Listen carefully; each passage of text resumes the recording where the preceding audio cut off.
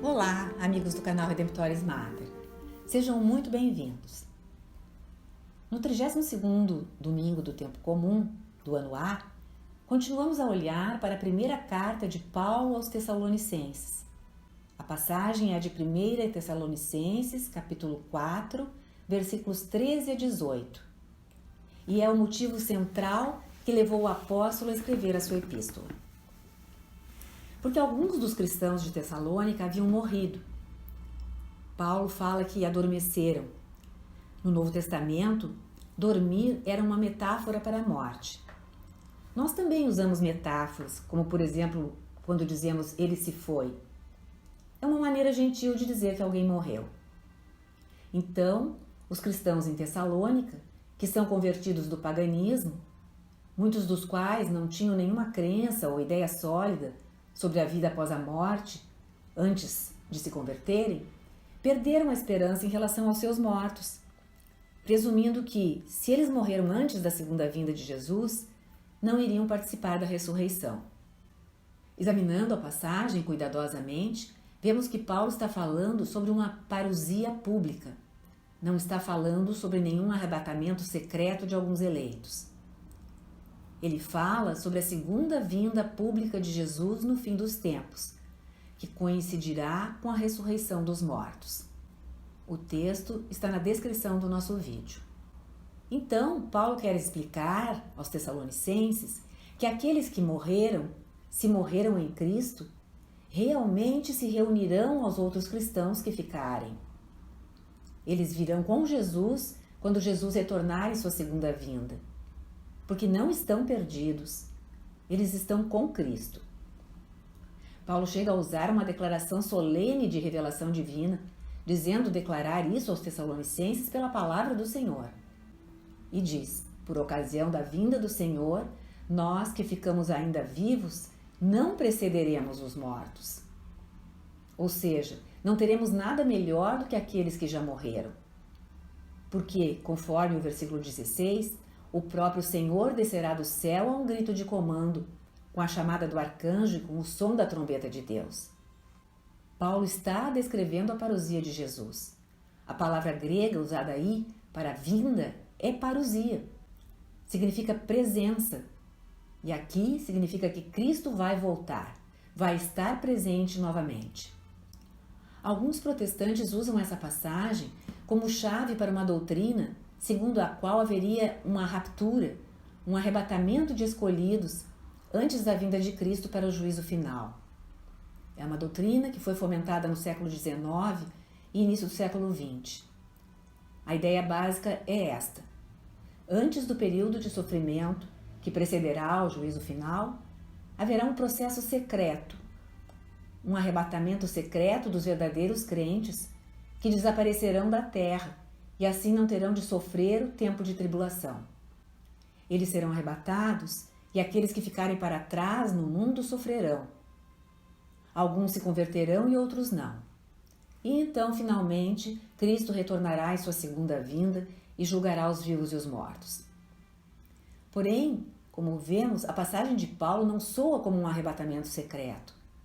Temos a voz do arcanjo, um grito de comando, a trombeta de Deus.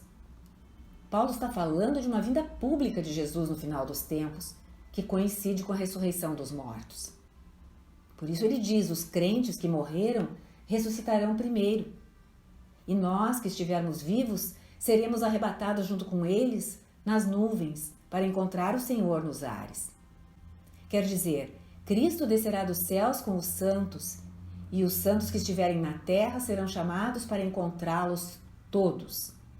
Será um grande encontro de todos os eleitos de Deus, mortos e vivos, que terá lugar no fim dos tempos.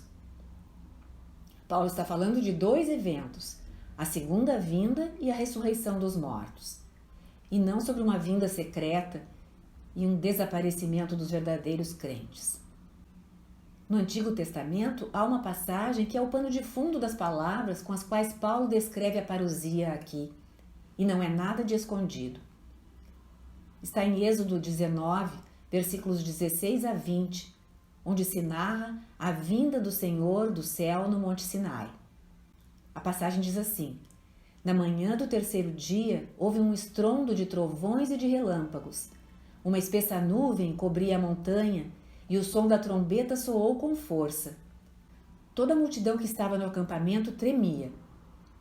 Moisés levou o povo para fora do acampamento, ao encontro de Deus, e pararam ao pé do monte. Todo o monte Sinai fumegava, porque o Senhor tinha descido sobre ele no meio de chamas. O som da trombeta soava ainda mais forte. Moisés falava e os trovões divinos lhe respondiam. O Senhor desceu sobre o cume do Sinai e chamou Moisés ao cume do monte. Moisés subiu. Como vemos, essa passagem do livro do Êxodo narra que o Senhor desce sobre o monte Sinai quando os israelitas estão reunidos lá. Paulo diz que Jesus descerá dos céus. Lá, quando o Senhor desce sobre uma nuvem brilhante, a nuvem de glória. Paulo diz que quando Jesus descer dos céus, os santos serão reunidos todos com ele nas nuvens. No Êxodo, Deus ainda desce sobre o Sinai ao som de trombetas, como Paulo diz que ocorrerá com Jesus, que virá ao som da trombeta dos arcanjos. A trombeta anunciará o Senhor. E assim como os representantes das 12 tribos de Israel sobem o monte para encontrar a Deus na nuvem, Paulo diz aos Tessalonicenses: nós seremos arrebatados com ele na nuvem, para estar para sempre com o Senhor. Mais uma vez fica claro que Paulo está descrevendo a segunda vinda de Cristo, a parousia do Senhor, e a descreve como um novo Sinai. O seu objetivo não é estabelecer uma linha do tempo de quem vai morrer antes ou depois, ou fazer qualquer tipo de afirmação positiva sobre se ele estará vivo no momento da ressurreição. O seu objetivo é confortar os tessalonicenses, explicando-lhes que, estejamos vivos ou mortos, todos participaremos da mesma glória da ressurreição na parousia de Jesus Cristo. E com isso pede que uns confortem aos outros, com sua explicação.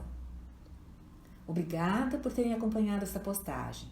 Se gostaram, cliquem em seu like, inscrevam-se no canal e acionem o sininho para receber a notificação de outros vídeos a serem postados.